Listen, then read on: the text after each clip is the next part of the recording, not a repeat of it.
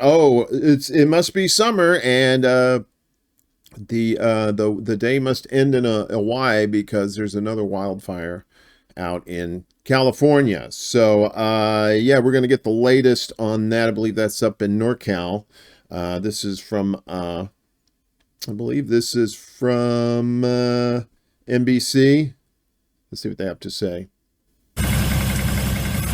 This morning, crews scrambling to gain the upper hand on a rapidly expanding firefight.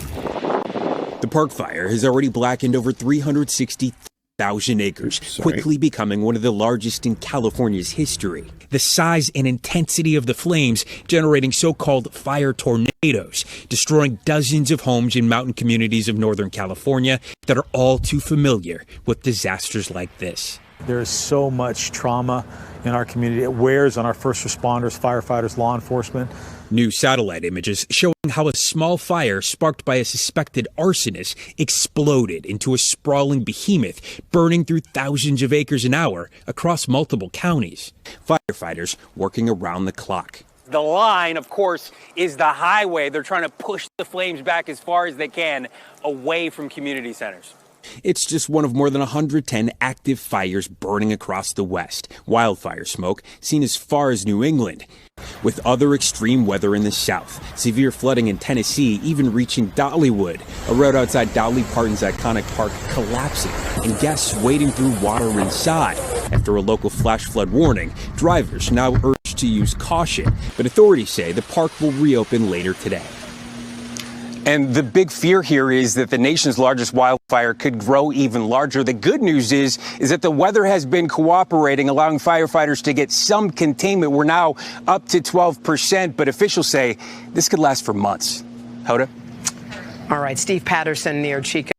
Yeah, Steve Patterson, that guy, whatever his name is. Yeah, so that's what's going on out there.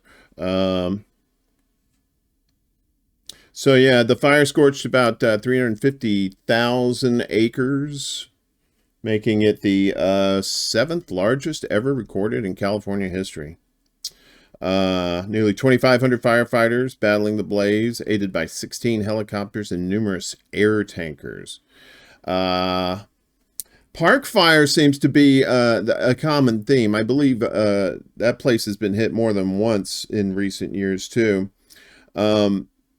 And it turns out that this one may have been actually started on purpose. It started on Wednesday near Chico in Butte County. That's Butte. And within hours had devastated a wide area there and in neighboring Tehama County. Yeah. So, and that's not the only one either.